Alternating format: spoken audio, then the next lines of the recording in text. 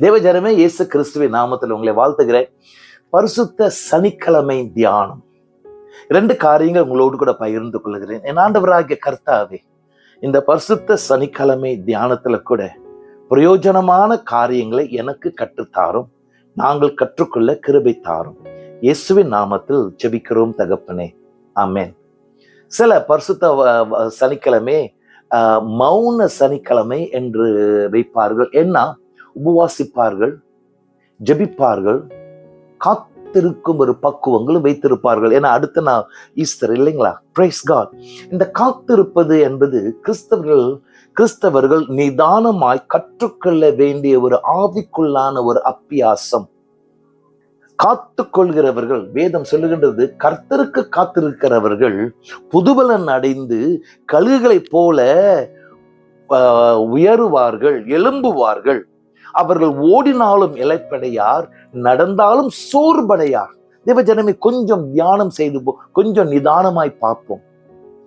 ஆவிக்குள்ளான வாழ்க்கையும் சாதாரண வாழ்க்கை வளர்ச்சி வாழ்க்கையும் வித்தியாசம். நம்ம வழக்கமாய் சாதாரண வளர்ச்சியில என்ன செய்யறோம்? முதல்ல நடக்கிறோம், அப்புறம் ஓடுறோம், அப்புறம் பெரிய பெரிய காரியங்களை நாம் பறக்கிற மாதிரி அச்சீவ் பண்றோம், பெரிய பெரிய காரியங்களை நாம் செய்கின்றோம். ஆனால் ஆவிக்குள்ளான காரியத்துல என்ன தெரியுங்களா? இயேசு கிறிஸ்துவை ஏற்றுக்கொண்ட நாளில், பரிசுத்த ஆவியானவருடைய நிறைவு வந்த நேரத்துல ஆவியானவர் என்ன செய்யறார் தெரியுமா? பயங்கரமான வரங்களை வைத்து பயங்கரமாய் காரியங்களை செய்ய கழுகுகளை போல உயர எழும்பும் காரியங்களை கர்த்தர் நமக்கு அனுபவத்தின் மேல் அனுபவத்தின் மேல் அனுபவம் நமக்கு கொடுத்து நம்ம உயர எழும்ப வைக்கின்றார். அப்புறம் அந்த அனுபவம் போக போக கர்த்தருடைய பரிசுத்தம், கர்த்தருடைய சுத்திகரிப்பு நமக்கு வர நேரத்துல ஆவியானவர் ஒரு முதிர் அடையும் காரியங்களை கொடுக்கிற நேரத்துல சில நிதானம் வருகின்றது. என்ன நிதானம் தெரியுமா?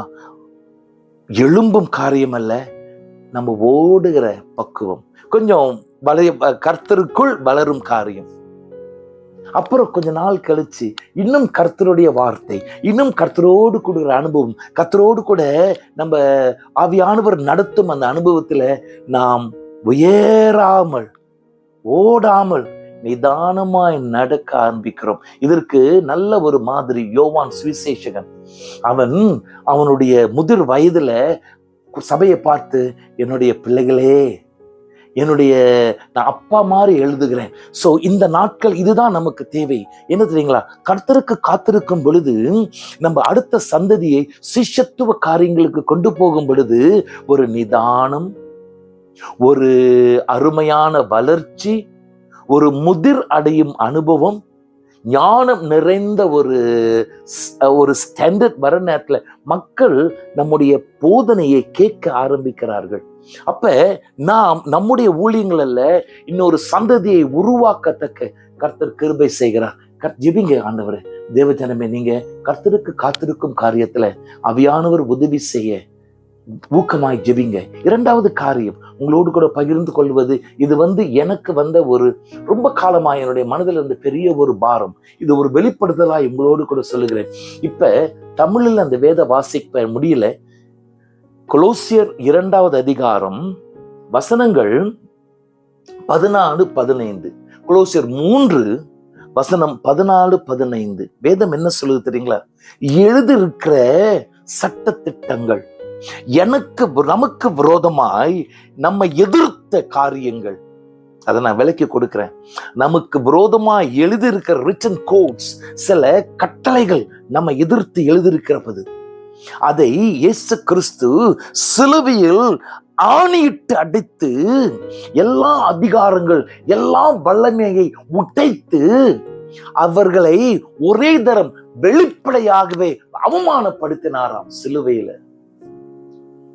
நீங்க அதை வாசிச்சு பாருங்க.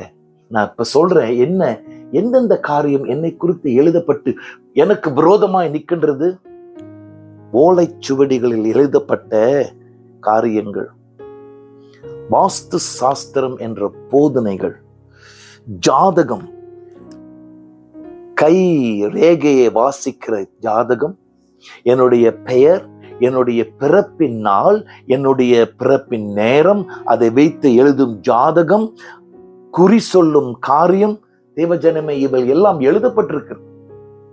ஓலைச்சுவடிகளில் உன்னுடைய பெயர், உன்னுடைய பிறப்பு நேரம், ஆண்களுடைய வலது தம் பிரிண்ட், பெண்களுடைய இடது தம் பிரிண்ட் வைத்தால் போதும்.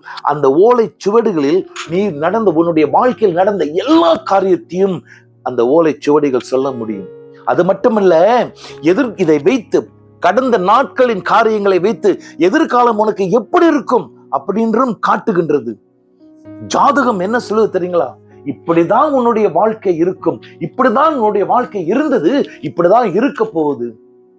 இந்த சுக்கிரன் இங்க இருந்தான், அதனால கல்யாணம் நடக்காது, இப்படி இதை செய்யணும், இதை தீர்த்துகிறதுக்கு, இதை இந்த காரியத்தை மாற்றுகிறதுக்கு நீ இதை செய்யணும் அதை செய்யணும் என்று சொல்லுகிற காரியங்கள், எத்தனையோ காரியங்கள், எழுதப்பட்ட காரியங்கள்.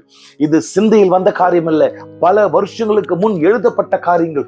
உனக்கும் எனக்கும் என் இயேசு கிறிஸ்து கொடுத்த சித்தத்துக்கு எதிராய் எழுதப்பட்ட ஒரு காரியம். இயேசு என்ன செய்தார் தெரியுங்களா? கல்வாரி சிலுவையில தொங்கிக் கொண்டிருக்கும் பொழுது என்ன ரட்சிப்பு தெரியுமா? பாரம்பரியமாக தலைமுறையாக எனக்கு சாபமா இருந்த, என்னை குறித்து வைத்திருந்த குறி, என்னை வைத்திருந்த எல்லாவித நட்சத்திர காரியங்கள், என்னை வைத்து எழுதுகின்ற ஹொரோஸ்கோப், எல்லா விதமான ஜாதகங்களை இயேசு கிறிஸ்து உடைத்து என்ன செய்தாராம்? சிலுவையில் ஆணி அடித்து அதை உடைத்து போட்டு அவைகளை வெளிப்படையாக அவமானப்படுத்தினாராம். சிலுவையின் வல்லமை என்ன தெரியுங்களா? Praise God. என்னுடைய பாவத்தை மன்னிப்பது மட்டுமல்ல, எனக்கு விரோதமாக எழுதியிருக்கிற எல்லா விதமான ஜாதகங்கள், ஓலைச்சுவடிகளின் வெளிப்படுத்துதல்களை உடைத்து போட்டு இயேசு கிறிஸ்துவின் சித்தம், இயேசு கிறிஸ்துவின் கிருபை, இயேசு கிறிஸ்துவின் எதிர்காலத்தை கர்த்தர் எனக்கு கொடுக்கிறார்.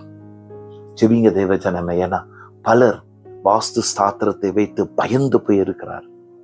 பலர் தன்னுடைய ஓலைச்சுவடிகளை இப்படி எழுதியிருக்கே அப்படின்ட்டு விதியை நினைத்து தன்னுடைய வாழ்க்கையை கெடுத்து கொண்டிருக்கிறார்கள்.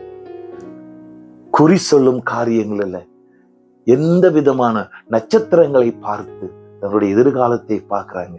இயேசு கிறிஸ்துவ நட்சத்திரத்தை உண்டு பண்ணினவர், அவரை பார்ப்போம். இப்படிப்பட்ட கட்டுகள் இருக்கிற மக்களுக்கு நம்ம சனிக்கிழமை இன்றைக்கு நம்ம ஜெபம் பண்ணுவோம். ஏதோ ஒரு நண்பர், ஏதோ ஒருத்தர் வந்து நம்ம கிட்ட, ஐயா நீங்க சொல்லுங்க, நான் பயத்துல இருக்கிறேன், என்னுடைய ஜாதகம் இப்படி சொல்லுது, உங்களுடைய சபை வேதம் என்ன சொல்லுது? இயேசு கிறிஸ்து விடுவித்தார். எல்லா அதிகாரங்களை உடைத்து போட்டு சிலுவையில் ஆணி அடித்து அந்த அதிகாரங்களை அவமானப்படுத்தி ஒரே தரம் வெளிப்படையாக அவமானப்படுத்தினார். எங்க? சிலுவையின் மேல். சிலுவை உன்னோடு கூட பேசுகின்றது. என் ஆண்டவராகிய கர்த்தாவே, இன்றைக்கு செய்தியை கேட்ட பிள்ளைகள், அவங்களுடைய வாழ்க்கையில ஏதாவது ஜாதகத்தின் கட்டுகள் இல்ல, பிரைஸ் காட், ஓலைச்சுவடிகளில் எழுதப்பட்ட கட்டுகள் இயேசு கிறிஸ்துவின் நாமத்துல கிரியை இருந்தால் உடைந்து போகட்டும். இன்றே உடைந்து போகட்டும், இன்றே உடைந்து போகட்டும். இவர்களுக்கு ஈஸ்டர் வரட்டும் ஆண்டவரே. இயேசு கிறிஸ்துவின் உயிர்த்தெழுந்த வல்லமை வரட்டும் ஆண்டவரே. இவர்கள் மட்டுமல்ல, இவருடைய நண்பர்கள் பயத்துல இருந்தால் இந்த நல்ல செய்தியை பகிர்ந்து கொள்ள கர்த்தர் கிருபை செய்யுங்க, கர்த்தர் கிருபை செய்யுங்க. உம்மை ஸ்தோத்திரிக்கிறோம், உம்மை துதிக்கிறோம். இந்த பரிசுத்த சனிக்கிழமை மிகவும் பிரயோஜனமாய் ஒரு கூட்டம் மக்களுக்கு இருக்க ஆவியானவர் பேசுங்க. இயேசுவின் நாமத்தில் ஜெபிக்கிறோம் தகப்பனே, ஆமென்.